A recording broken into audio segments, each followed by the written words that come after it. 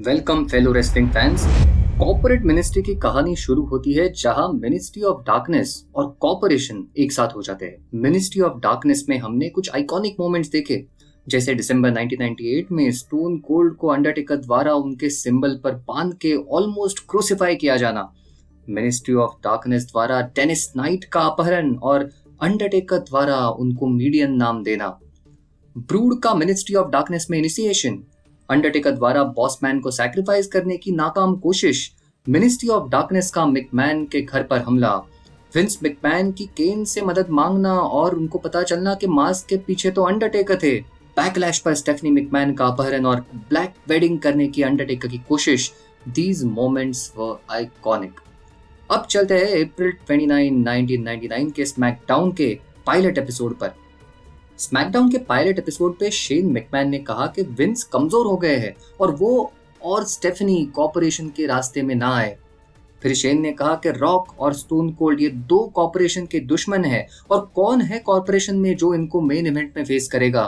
Triple H ने हाथ ऊपर किया और वही वीडियो पर अंडरटेकर आ गए। उन्होंने कहा कि वो ऑस्टिन को छोड़ेंगे नहीं और मेन इवेंट में ट्रिपल एच का साथ देंगे। बाद में जब स्टोन कोल्ड और रॉक में बहस चल रही थी तो शेन आके टाइटन ट्रॉन के नीचे खड़े हो गए और सडनली अंधेरा हो गया और उनके बाजू में अंडरटेकर आ गए और उसके बाद पूरा कॉर्पोरेशन और मिनिस्ट्री आके साथ खड़ा हो गया। ये था मर्जर इन हेल। ये शुरुआत थी कॉर्पोरेट मिनिस्ट्री की। मेन इवेंट था rock and stone cold versus Undertaker and triple H. ये मैच रॉक और स्टोन कोल्ड डिस्क्वालिफिकेशन से जीत गए।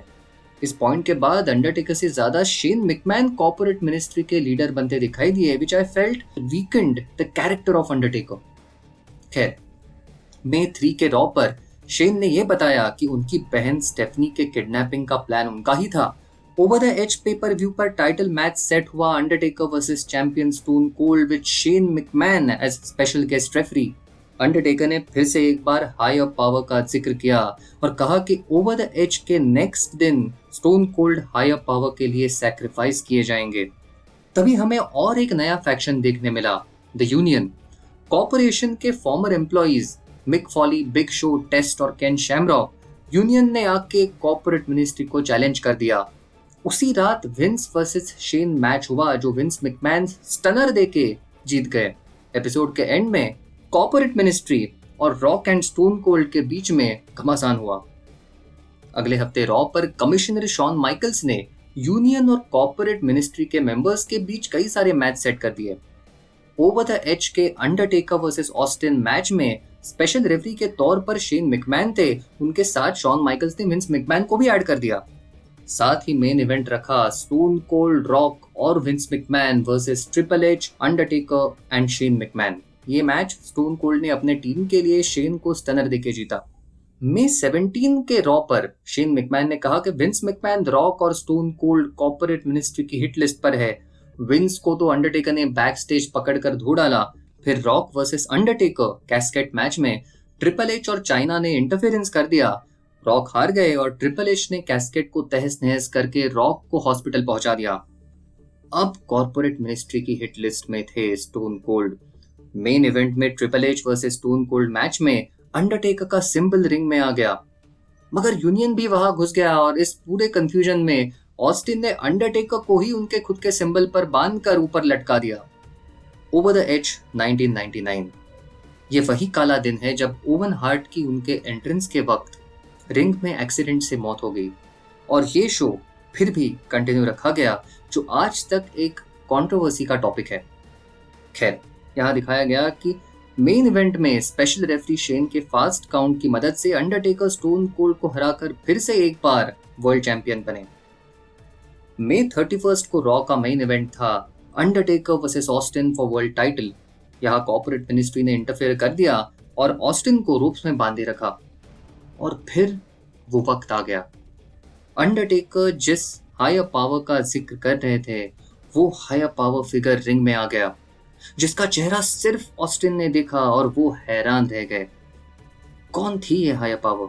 किसी ने सोचा ये शेन मैकमैन है तो किसी ने सोचा जेक द स्नेक रॉबर्ट्स। जून 7 के रॉ के एपिसोड पर विंस मैकमैन रिंग में आए और कहा कि उनको लगता है शेन ही हायर पावर है और वो शेन का मुकाबला करेंगे। बाद में जब कॉर्पोरेट मिनिस्ट्री रिंग में आ गई, शेन साथ नहीं थे। फिर हायर पावर फिगर एक हुड पहन के रिंग में आ गई।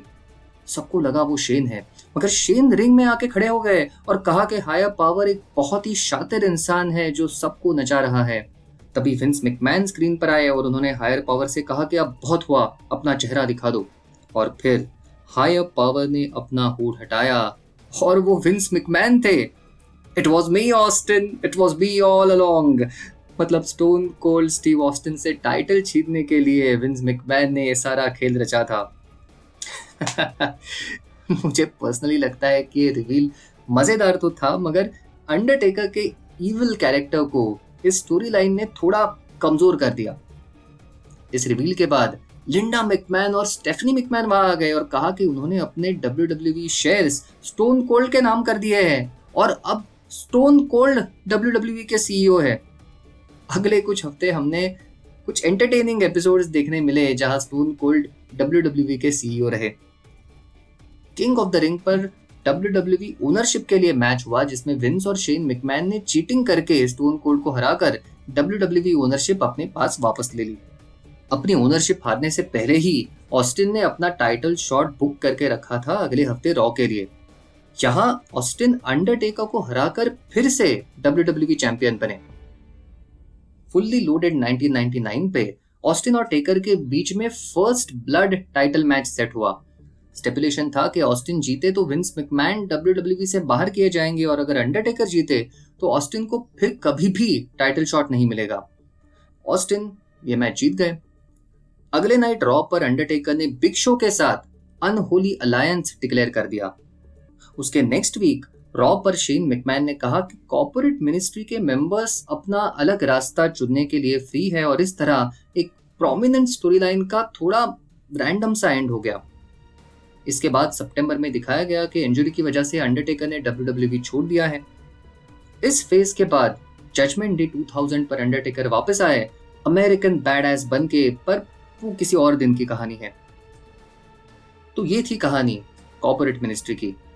देखा जाए तो ये ऑस्टिन और विंस मैकमैन की कहानी थी और उतनी ही अंडरटेकर और ऑस्टिन की भी। This was still attitude era at its best. अगर ये एपिसोड आपको पसंद आया तो जरूर लाइक कीजिए और ऐसे ही एपिसोड्स के लिए आप चैनल को सब्सक्राइब कर सकते हैं। मिलते हैं अगले हफ्ते एक और कहानी के साथ। देखते रहिए रेसलिंग स्टोरीज।